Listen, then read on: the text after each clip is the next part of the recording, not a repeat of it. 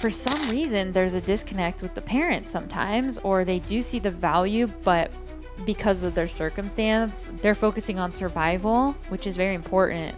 Right. But there's not always that priority of what's going to give my kids.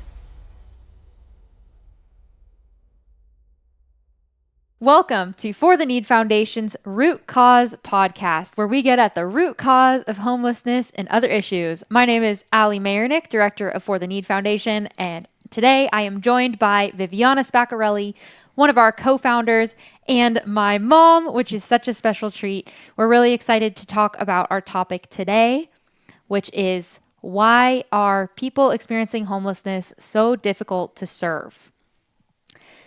Let's get started and talk about specifically our events and why it is difficult to serve our families. For a little background to people who are not familiar with For the Need, we work with children especially and their families who are dealing with homelessness, poverty, and other life difficulties. And we host events on a bi-monthly basis, so every other month, where the kids come to our events for a lot of fun and to meet their mentors, their positive role models who are guiding them toward building confidence, hope, and character so that they can break the cycles of homelessness. So that's who we are at For the Need and what we're doing. Now let's get into what we see. All right. I'd love for you to share some of the experiences you've had. Okay. Thanks, Allie, for having me here. Of course. Really appreciate it, and I'm excited about it. Well, we love the children that come to our events For the Need, and they all have dealt with homelessness one way or another. Some of them are in transitional living. Some of them, they've been able to find a place to live with their family, but they're very small places where maybe one parent lives with them, with a lot of them in a little tiny studio apartment.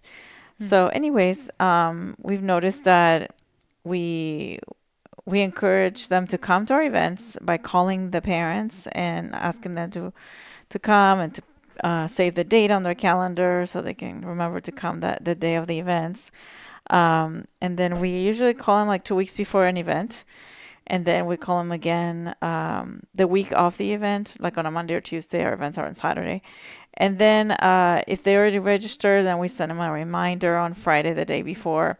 By the way, this is the car that's going to pick you up, because we provide rides for them through Hop, Skip, Drive.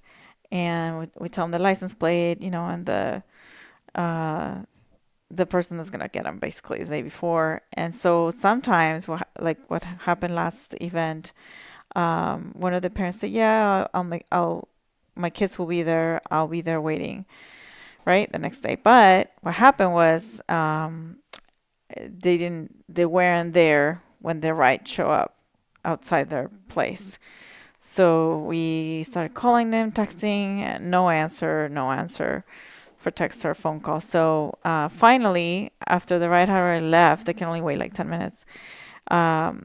She called me back. She texted me and called me back. Oh, I'm so sorry. I missed the ride and I overslept and I didn't hear the phone because I've been having phone issues. So, anyway, so, okay, no worries. Can we come get you? So they were like around 40 minutes away from our event. So after, thinking about it, praying about it, we figured it'd be a great idea to go pick them up. It was like 4 children, I believe, from our program that have been coming, and they're great kids, and we love for them to be a part of it and have the experience. So we end up having 2 of our volunteers drive and go get them and pick them up for our event. So yeah, so I don't know if that answers the question. That's just one of the incidents we've had recently, but I'm so grateful that the kids were able to come and be a part of the event, at least for part of it. So yeah, we do a lot for these families. When you're working with a population that is dealing with so much instability in their lives, whether they've fled domestic dangerous situations, like domestic violence and things of that nature, or they're just living in instability due to poverty, job loss, whatever it is, they're dealing with challenges that we don't necessarily, like, people in general might not necessarily think of. like phone issues. This one mom, her phone stopped working, so her alarm didn't go off, so they slept through it, and then she couldn't contact us. It was like 2 hours went by before we were finally able to reach them. I remember because I was there too. And it's difficult when you don't have a basic item like a phone that's you can rely on. Like we take it for granted. Like, oh, if I accidentally slept through my alarm, I would just like text the person and maybe we could have rescheduled their ride or the parents could have come, but then they also have like a health challenge and like now the adults can't come, so the kids are alone. So we had to send our own people. Right. What other types of challenges do you see, like phone issues? Like what else are the families dealing with that you might not think of? Well, sometimes the kids get sick or one in their family gets sick, then they decide not to bring their whole family to an event that they, said they would be at, which is unfortunate. Or if maybe one of the parents, they got called into work last minute and they need the money, so then then they can't come, or the parent can't give them a ride, or the parent that was gonna uh, go take them or be there when the ride showed up, maybe they couldn't be there anymore, so they can't come anymore because the other parent's working too. So things like that happen. So yeah, or I don't know. I'm trying to think what else happens, but those are just the ones that come into mind right now. Yeah, the phone not working is kind of a common one. Yeah. That happens a lot where the phone stops working or the phone mailbox is full or the phone just gets disconnected because they were late on the bill or whatever it was. I see the phone issue a lot, and that just makes everything more challenging. Which is that, and then also we've seen custody issues. You've seen that before. Yeah, where let's say the mom says, "Oh yeah, they can come to the event, but I need to ask their dad if they can come," and then the dad's like, "No, they can't come," or things like that, which is unfortunate. Or we had an incident, not incident, but a case of one of the families where the mom was gonna send their teenage boy to our event, but then she got called into work, so then they have little siblings. So the son who was gonna come, who's like around 15, couldn't come anymore to our event or any of the kids because he had to watch the little ones while the mom went to work. So that's also, I mean, it's a good thing she's working. Yeah. But it's unfortunate the teenage misses out on our, like, I think it was our rocket day. Yeah. Because he's watching the little siblings, so they end up acting as adults when they're really not the adult there, so yeah. Yeah, sometimes we do see that where the older siblings become more like sort of the guardian of the family. Often we'll be planning an event and scheduling who's coming, and it's the oldest sibling that's signing up the kids, not the parent. Right. Yeah, we've seen that quite a too, bit. Yeah, because it's often like the kids that we're working with, they've been through our program, they've been learning, they're building that confidence and that character, and to care for their younger siblings and to sign them up and to know that this program can change their lives. But for some reason, there's a disconnect with the parents sometimes, or they do see the value, but because of their circumstance, they're focusing on survival and they're focusing on, I need to work right now, which is very important. Right. But there's not always that priority of what's going to give my kids well, I don't want to say that. I mean, it's not that they're not thinking long term for their kids, because I mean, working is providing for your kids so that they can like survive.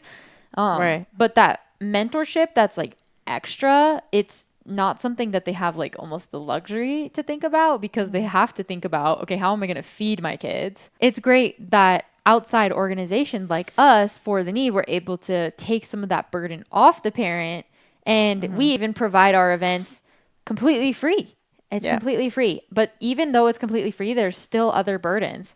So on top of that, we provide transportation to about half the families we work with don't have a car or any way to get to some of our events. So we provide transportation for them. And then if they do drive themselves, we provide a gas gift card and to keep it 100% free.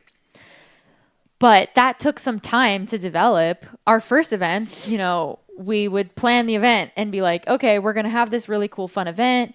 Rocket Day actually originally started as you and Dad wanting to do a fun event for the kids at church because some of them had lost their father. Yes. And so you started Rocket Day, and we realized that the kids who needed it the most were the kids who weren't there. Right. Do you remember that? Yes. And I would call the mom. Hey, is your child gonna come? I thought you guys were coming. They said they were, and I forgot why. But then they're like, "Oh no, we can't come anymore." So that was a bummer. Maybe you didn't have a ride, but we already had started the event. But she said she could bring him. So, it was a That always tells the mix-up story of. like you went and picked up some kids. Oh, I think I did. Yeah, I forgot about that. Yes, I picked up some kids because they didn't have a ride to get there. So yeah, That ride is really helpful. yeah. But we have from the very beginning made a dedicated effort to reach the kids who are harder to reach. And that's the reason they're not getting that extra service of that mentorship or the fun like Rocket Day or exciting activity because they don't have a ride or because they don't know to sign up, or the people who are focusing on survival, they're not thinking like, okay, we should go to this extra thing. It's just going to burden us. But in reality, it's alleviating the burden. And the kids could even now, we have it set up where kids can come ages 7 and up without their parents. And so they Yes. get that day of free babysitting basically, where we're also providing enrichment. Yeah, for and their we lives. feed them always lunch and snacks and stuff and water and Yeah. and mentorship. We've also had it sometimes where a family signed up with a certain address and we schedule a ride for that address, and come the morning of the event, we try to confirm and everything in advance, but sometimes even all our confirmations and reminders aren't enough. And the morning of, they're like, oh, we moved. So the car is going to the wrong place. No, yeah. And we've had to be adaptive to that, where we send a new ride to the new place because we don't want there to be any reason that kid doesn't come. We give them Right. every reason to come and no reason not to come. That's what we say. Yeah, exactly. So we go Right. above and beyond because no matter what instability they're dealing with, it's not the kids' fault that's happening. The kids want to be at our events. They love it. The children, the teenagers, and we go out of our way to make sure that happens. But yeah, we've had it where the address changed between the sign up and the attending the event. And we sent the car to the wrong place. So we had to like reshuffle and get that fixed. Right. So because of all of that, though, we have made such a dedicated effort to stick with the same families over and over. And we put such a conscious effort into how we do that. And we've kind of touched on the different ways in this conversation, but I do want to state like clearly, like there is a genuine effort of specific things. And one of them is like what you said, we call the families in advance. We call these our longbows, the people who are connected to the parents. And so huge shout out to all our longbows listening, Yeah. and to you who is one of our longbows. And this is incredibly important and necessary, where we call the families in advance, not just a text, not an email, not a calendar invite, a phone call, because that's the only way they will actually see and respond. Right. So we do that. And then if the phone gets disconnected, we try calling until it gets reconnected. And we've had that happen where a phone was disconnected for months. And then finally 1 month we called and the phone had been reconnected somehow. And we were able to get a family to Yeah, I come think to I our event. remember that. Yeah, that's great. We do not give up on these families no matter what is going on. Yeah. So important. yeah, so we have the longbows. That's huge for us. We provide transportation. That has been revolutionary in helping these kids because they wouldn't otherwise be able to come.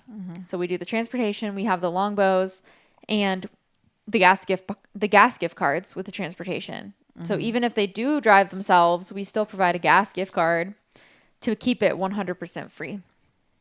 Yeah. But the biggest thing that we've done, and the most important thing, is that the events are actually providing value and they're fun and Right. interesting. So many nonprofits, they're like, okay, we're going to do a financial education class, and they get funding, they get it set up, they have everything ready to go, and then they have no one attend. Right. And those events are great. Kids need them. But if you're trying to reach the hardest to reach kids, there's so much more to it than just planning an event, having a flyer, and hosting the event. Do you have to do more. And that's what we found. And that's why we do so much. The other thing that's really important that we do is we confirm with the families the day before, and we require them to reply, especially if we are providing a ride for them. Right. That has helped dramatically. The day before confirmation has reduced our RSVP to show up rate.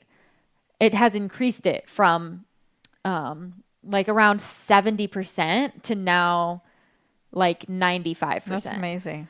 So we have put so much effort into this because That's we great. at For the Need, we are for the need. We're not for the whoever happens to show up. We're for the need. So we go find those kids that are the most in need, and we do our dedicated four-pronged approach of the longbows and the confirmation before and the transportation and the fun, valuable events. All that together has improved our event so much. But most organizations don't do that and can't do that, which is why it's like so difficult to do what we're doing to serve that same population over and over again. Yeah. So you've been part of all of those things. Yeah. Yeah. So it's been really cool to see you be part of that and to implement these things. And the other hard part about it is that we're working with volunteers. Right.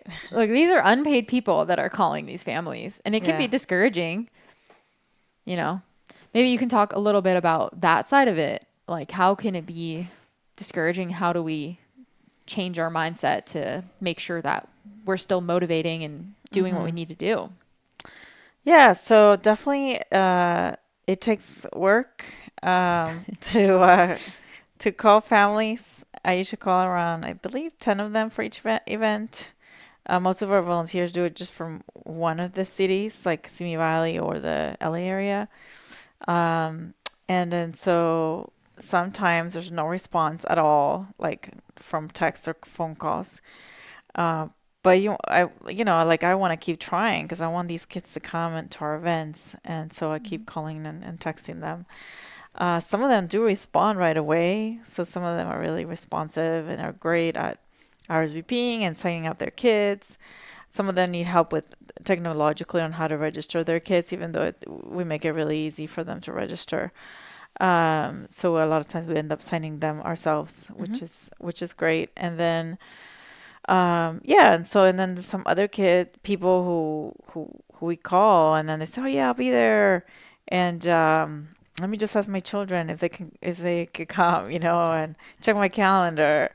And so there's a follow up that we have to call, or that we need to call or text later, and then we'll find out later. But so yeah, we have all those challenging things, but we can push through, if we persevere and persist on them on them coming. So with love, obviously, um, and being kind to them. So What keeps you motivated amidst the difficulties of not getting through? just think from the results that we've seen on the children that have come through our program, and how it's a good influence for them to have a mentor, to learn about the different skills we're teaching them, and to have a fun experience with the other children, with their families and the mentors and the program.